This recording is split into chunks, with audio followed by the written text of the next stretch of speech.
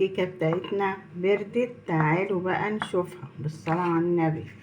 هنقطعها وهوريها لكم. الكيكة بتاعتي شايفين المسام؟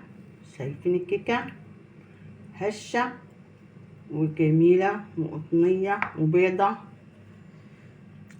وحاجة حلوة بقى من جوه ومن بره. شايفين الكيكة قلبها؟ شايفين الكيكة تحفة. السلام عليكم حبايبي، ازيكم عاملين ايه؟ ان شاء الله تكونوا بخير في احسن صحه وحال يا رب. هنعمل مع بعض النهارده كيكه اللبن الرايب. كيكه اللبن الرايب عباره عن ايه؟ انا مسكت الاول كده بطنت صينيه بالدقيق وعاملاها حرف واطي عشان عايزينها تبقى رقيقه. وعملت ايه تاني بالصلاه على النبي؟ عندي لبن رايب، شوفوا عامل ازاي. اه عندي 5 بيضات صغيرين بيض بلدي، يعني دول يبقوا في حجم 2 كبار او 3. عندي كوب سكر، عندي 2 كوب دقيق ومعاهم كيس بيكنج باودر، معاهم ذرة ملح، عندي نص كوب سمنة على زيت. هحط هنا معلقة خل على البيض، خل تفاح. هحط كيسين 2 فانيليا، كيسين فانيليا. هنحط في الخلاط السكر والبيض يتضربوا الأول، وبعد كده نزود عليهم، بعد ما نضربهم كويس نزود عليهم السمنة على الزيت، وبعدين نبقى نزود اللبن.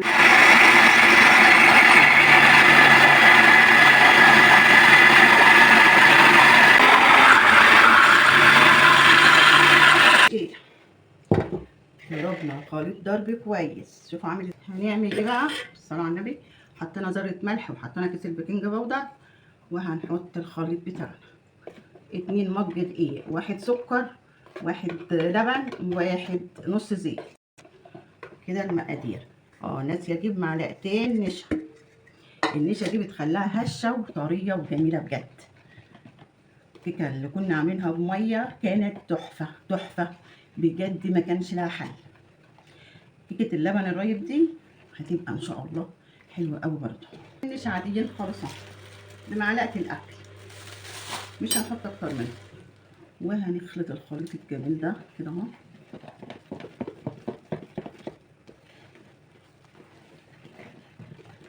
البيض يا جماعه انا حطيت 5 بيضات بس صغير قوي قوي، فهو لو بيض كبير يعني 3 يبقى احسن من ال5.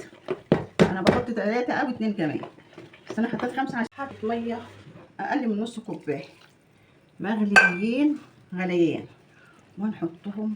انا بحب الكيكه خفيفه، يعني هي كان سمكها كده ممكن تتحط في صينيه عادي، بس انا بحبها خفيفه عشان تبقى هشه. بسم الله الرحمن الرحيم.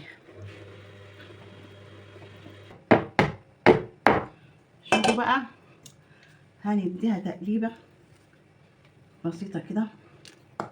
السمك بتاعها بقى حاجه تحفه كده بقى. تعالوا نشوف الكيكه بتاعتنا. نحطها في صينيه مقاس كام؟ مقاس 40. ليه؟ عشان انا مش عايزاها عاليه، عشان تبقى في شرب الشاي خفيفه وحلوه. الكيكه العاليه قوي دي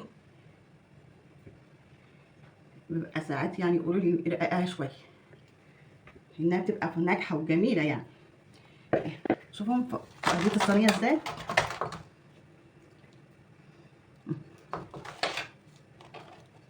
طلع الهواء اللي فيها كده ونظبطها في الصينيه. دهنا الصينيه سمنه ودقيق، وولعين الفرن من قبل ما نشتغل.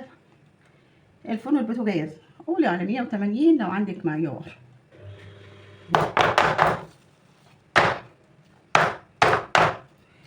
نحطها بقى في الفرن تستوي اوريها لكم. تعالوا اما نختبرها مع بعض بقى ونشوفها استوت. اللهم صل على النبي، بالصلاه على النبي. احلى. شايفين المنظر الكيكه عامله ازاي؟ حته واحده، ولا حته عاليه ولا حته واطيه.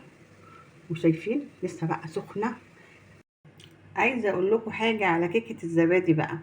كيكه الزبادي دي لو انتوا عايزين تسقوها شربات بقى، كوبايه سكر وكوبايه ميه وتتغلي بعصره ليمونه صغنونه وتبرد بقى، والاتنين يبردوا وتروحوا مسقيينها، تطلع بقى دي كيكه الشربات بالزبادي. بتبقى جميله فعلا وحلوه جدا. بس انا الكيكه بتاعتي مسافرة، فعشان كده مش هسقع حاجة.